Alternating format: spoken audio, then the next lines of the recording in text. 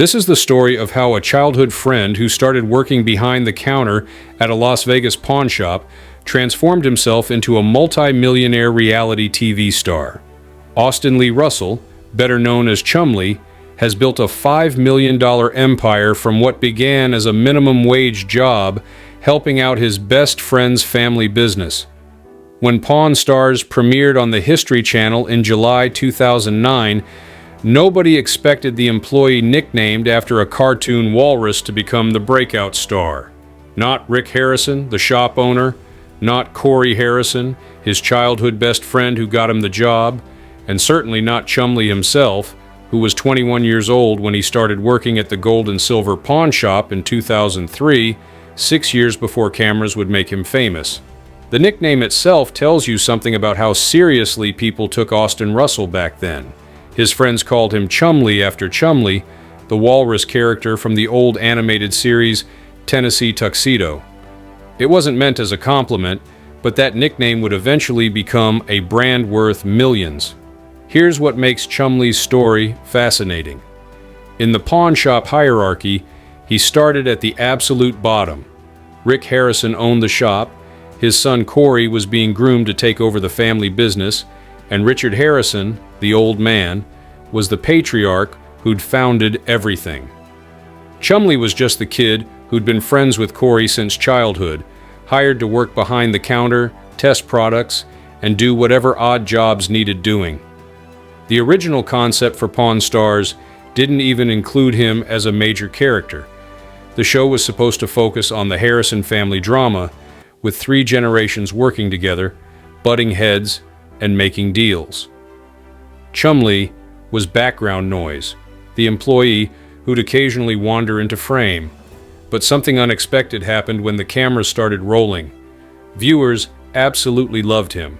His genuine reactions, his honest mistakes, his unfiltered personality, it all translated perfectly to reality television.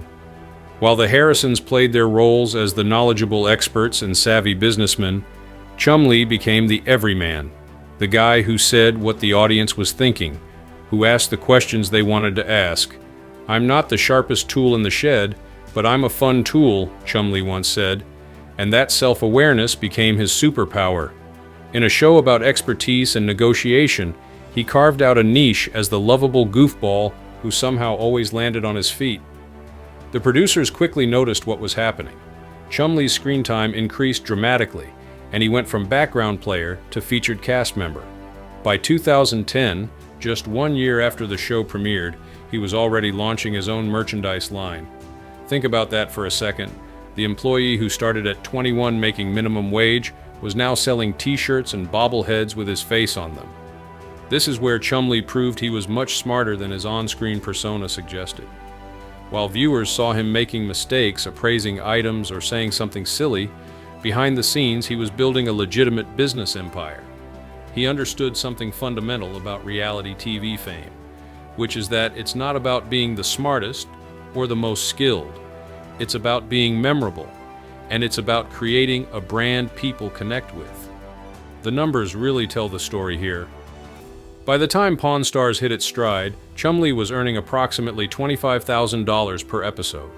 With seasons running 12 to 28 episodes, his annual earnings from the show alone reached between $300,000 to $500,000. That's incredible money for someone who started as a regular shop employee, but Chumlee didn't stop there, not even close. He leveraged his TV fame into multiple revenue streams, including personal appearances, meet and greets with fans, and social media sponsorships. Every avenue that opened up, he explored it. The kid who used to sell his own printed t-shirts behind the pawn shop counter before the show even existed had figured out how to monetize his personality at scale. In 2017, he took his biggest swing yet by opening Chumlee's Candy on the Boulevard in Las Vegas. A candy store might seem like an odd choice for a pawn shop employee turned reality star, but it was actually brilliant. It gave fans a reason to seek him out in Vegas beyond the pawn shop, created a family-friendly destination that expanded his brand beyond the adult-oriented world of pawning, and showed he was thinking long-term about his financial future. The transformation wasn't just financial either. In 2019, Chumlee made a dramatic personal change, undergoing gastric sleeve surgery and losing 160 pounds. "It changed my life," he said about the procedure. The physical transformation matched his financial one, as the schlubby pawn shop employee had become a successful businessman who took control of his health and his future. But we need to address the elephant in the room, or in this case, the walrus. Research shows that Chumlee's current net worth sits at approximately $5 million. That's an incredible achievement for someone who started with nothing, but it also reveals something interesting. He's not actually the richest person on Pawn Stars. That distinction belongs to Rick Harrison, whose net worth is estimated at $9 million. So why does the perception exist that Chumlee might be the wealthiest? It's the same reason he became the breakout star in the first place. His success feels more surprising, more against the odds. Rick Harrison owned the shop and had the built-in advantage. Chumlee's wealth feels more earned because he started from a much lower position. Think about the trajectory here. Corey Harrison, despite being the owner's son and heir apparent to the business, has a net worth of $4 million, which is less than Chumlee. The old man, who founded the shop and ran it for decades before his death in 2018, had a net worth of $5 million, equal to Chumlee's current wealth. The employee surpassed or equaled the family members who actually owned the business. This success didn't come without serious challenges. In March 2016, Chumlee faced his darkest period when police raided his home during a sexual assault investigation. No charges were filed for that allegation, but police discovered marijuana, methamphetamine, and illegal firearms. He was arrested and faced serious jail time. That moment could have destroyed everything he'd built. His carefully crafted, lovable goofball image clashed violently with headlines about drug possession and illegal weapons. He pleaded guilty to a felony weapon charge and misdemeanor drug possession, receiving 3 years probation and counseling instead of prison time. Here's where Chumlee proved his resilience, though. He didn't hide from the controversy. He served his probation, attended counseling, and continued working. The show stood by him, the fans mostly forgave him, his candy store stayed open, and his merchandise kept selling. The empire he'd built proved stronger than one terrible decision. Some critics argue that Chumlee's entire persona is an act, that he plays up the dumb angle for the cameras. Corey Harrison himself has called Chumlee the village idiot, but he's our village idiot. It's said with affection, but it raises the question of how much of what we see is real. The answer might not actually matter. Whether Chumlee is genuinely making those mistakes on camera or playing a character, he's created something valuable. He's proof that success in the modern economy isn't always about traditional intelligence or inherited advantages. Sometimes it's about understanding your audience, building a brand, and having the business sense to capitalize on opportunities when they present themselves. Look at his car collection, which includes a 1964 Impala, a Maserati, a Rolls-Royce, and a Range Rover. These aren't the choices of someone who stumbled into money. They're the calculated purchases of someone who understands image and investment. Every Instagram post of him with these cars reinforces his success story, attracts more followers, and creates more opportunities. He's appeared in music videos for Bob Dylan and Panic at the Disco, and think about that range for a moment, from a Nobel Prize-winning songwriter to a Las Vegas emo band. It shows how broadly his appeal crosses demographics. He's not just a reality TV star anymore, he's become a cultural figure who represents something larger than himself. What Chumlee represents is the American dream filtered through the lens of reality television.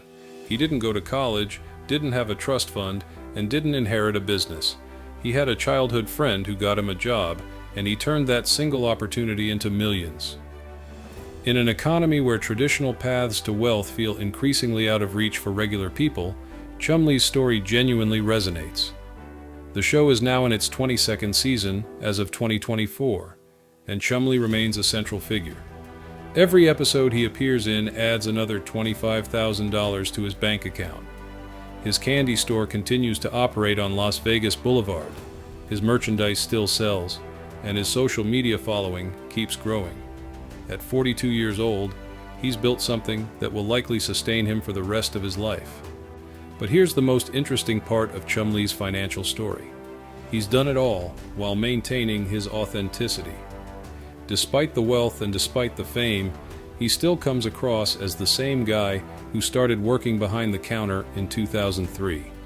He hasn't tried to rebrand himself as a serious businessman or a different type of celebrity.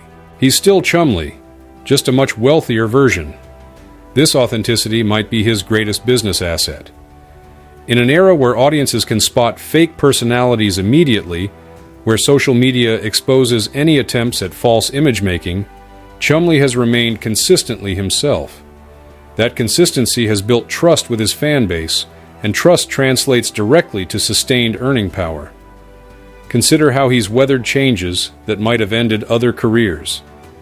The death of the old man in 2018 could have fundamentally altered the show's dynamic.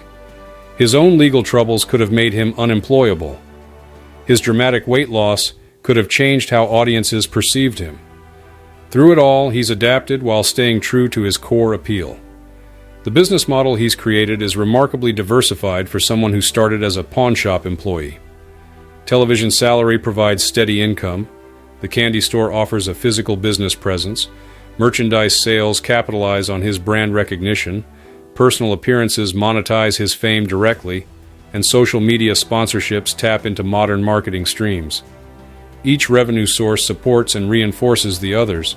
It's a portfolio that would make many MBA graduates jealous, built by someone whose formal education ended with high school. This isn't to diminish the value of education, but to highlight that business success can come from understanding people and opportunities rather than textbooks and theories. The pawn shop itself has become a tourist destination, with fans traveling to Las Vegas specifically to visit the location made famous by the show. While Chumlee doesn't own the shop, he benefits from this tourism through increased merchandise sales and appearance fees. He's turned his workplace into a profit center without having to carry the overhead of ownership. His story also reflects broader changes in how wealth is created in the 21st century. Traditional paths like working your way up the corporate ladder, saving diligently, and investing conservatively still exist. But Chumlee represents the new model. Find a platform, build a personal brand, monetize across multiple channels, and scale quickly. This isn't to say his path is easily replicable, though. For every Chumlee who transforms reality TV fame into lasting wealth, there are dozens who flame out, who can't translate temporary attention into sustained income. What sets him apart is his business instinct and his understanding of his own value proposition. He knew he wasn't going to out-expert Rick Harrison on historical artifacts. He wasn't going to out-negotiate experienced dealers. But he could be the most entertaining person in the room, the one viewers wanted to watch, the one they'd buy a t-shirt from or visit a candy store to meet. He found his lane and absolutely dominated it. The numbers support this strategy. While his $5 million net worth might not make him the absolute richest cast member, it makes him incredibly wealthy by any normal standard. More importantly, his wealth feels more secure because it's built on multiple foundations. If Pawn Stars ended tomorrow, Rick Harrison would still have the pawn shop, but he'd lose the massive platform that drives customers there. Chumlee would still have his candy store, his merchandise business, his social media following, and his personal brand. This diversification extends to how he's positioned himself culturally. While the other cast members are tied specifically to the pawn shop and its operations, Chumlee has become something broader. He's a Las Vegas personality, a pop culture figure, someone who could potentially transition to other shows or ventures if needed. His appearance in those music videos wasn't just about the paycheck. It was about establishing himself in different spheres of entertainment, showing he had value beyond the pawn shop. Each appearance built his network, expanded his opportunities, and reinforced his brand as more than just a reality TV sidekick. The trajectory from 2003 to 2024 is truly remarkable.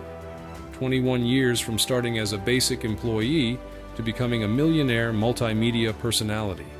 It's a timeline that shows both patience and strategic thinking. He didn't try to capitalize everything immediately. He built steadily, reinvested his earnings, expanded carefully, and learned from mistakes. That 2016 arrest could have been the end of everything. Many celebrities have seen their careers completely destroyed by similar scandals. But Chumlee's response, taking responsibility, serving his probation, and continuing to work, showed a maturity that might have surprised people who only knew his on-screen persona. It also showed he understood the value of what he'd built and wasn't going to throw it away. The weight loss journey adds another dimension to his story. Losing 160 pounds isn't just about health, though that's obviously the primary benefit. It's about showing the same discipline and determination in his personal life that he'd shown in building his business empire. It reinforced the narrative that there's more to Chumlee than meets the eye. As Pawn Stars continues into its 22nd season and beyond, Chumlee's position seems secure. He's survived cast changes, controversies, and shifting viewer habits. He's adapted to the social media age, building direct relationships with fans that don't depend solely on the show. He's created value that extends far beyond his employment at the gold and silver pawn shop. The real genius of Chumlee's approach is that he's never tried to be something he's not. He hasn't attempted to pivot into serious acting or position himself as a business guru. He stayed in his lane while expanding what that lane includes. It's a lesson in knowing yourself and playing to your strengths rather than trying to eliminate your weaknesses. His $5 million net worth represents more than just money in the bank. It represents transformation, resilience, and the power of authenticity in an often fake world. It shows that success doesn't always look like what we expect, that the class clown can end up wealthier than the valedictorian, and that being underestimated can become your greatest advantage. The kid, nicknamed after a cartoon walrus, who started as the lowest employee on the totem pole, who everyone saw as comic relief, built an empire by being exactly who he was. He didn't become the richest person on Pawn Stars by trying to be Rick Harrison. He became Chumlee the millionaire by being the best possible version of Chumlee. And that's the real lesson here. In a world that constantly tells us to change, to improve, to become someone different, Chumlee got rich by doubling down on being himself. He took what others saw as weaknesses, his laid-back attitude, his everyman appeal, his lack of expertise, and transformed them into million-dollar assets. The story isn't over, not by a long shot. At 42, Chumlee likely has decades of earning potential ahead. The candy store could expand, new TV opportunities could emerge, and the social media landscape continues to evolve, offering new ways to monetize fame. But whatever happens next, he's already achieved something remarkable. From minimum wage pawn shop employee to multi-millionaire entrepreneur, from background character to fan favorite, from the butt of jokes to the last one laughing, all the way to the bank. That's the Chumlee story, proof that in America, in the age of reality TV and social media, anyone can build an empire. You just have to be smart enough to play dumb and authentic enough that people believe it.